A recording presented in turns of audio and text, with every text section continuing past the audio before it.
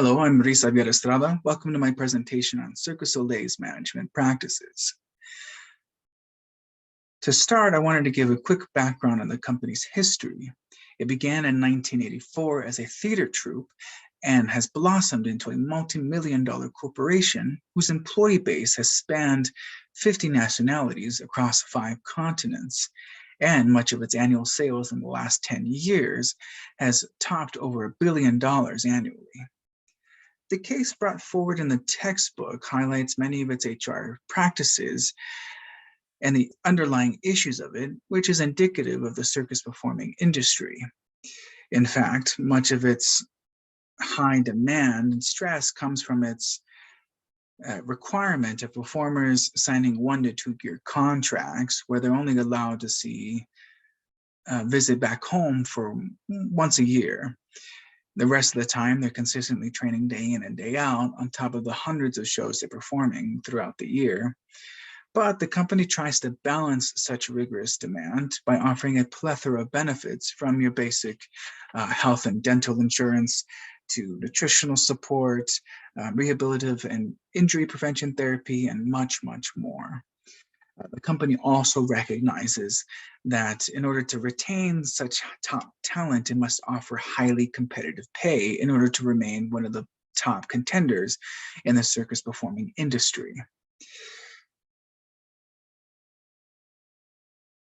Its more recent issues are indicative of the recent COVID-19 pandemic, where in fact the company had laid off 95% of its employee base, from around 4,000 employees down to under 300.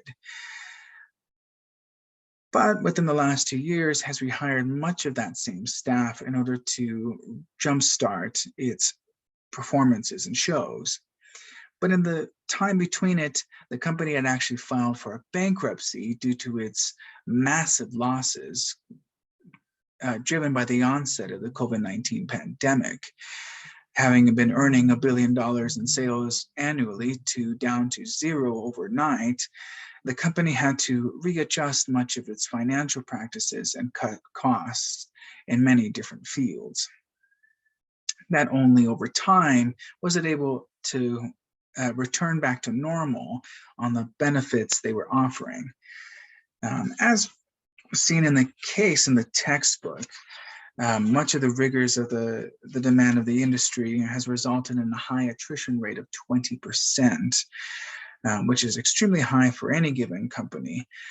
But as said before, the company tries to balance its attrition rate with offering as many benefits as it can, including a program where it does offer its outgoing performers new skill sets and things they can take with them beyond Cirque du Soleil, and try to find a way to transition away from the circus performing industry.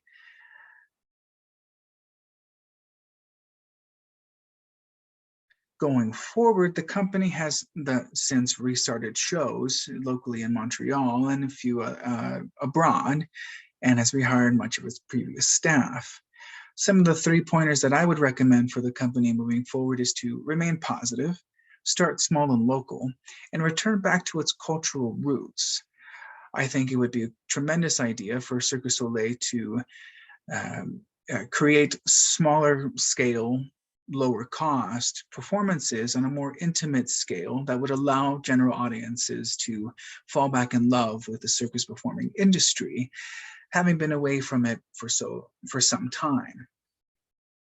I think it would help reignite much of audiences' interest and would give them a more unique, one-of-a-kind experience that others can't quite say, especially in comparison with its large-scale, arena-sized performances, though I understand that is where much of its money-making consists of. Currently, the company is more focusing on large-scale productions in order to recoup losses and profits, especially in the wake of its bankruptcy. But I do think the company could benefit greatly if it balanced both scales by offering the smaller venues, especially for more one-of-a-time seasonal performances, if you will.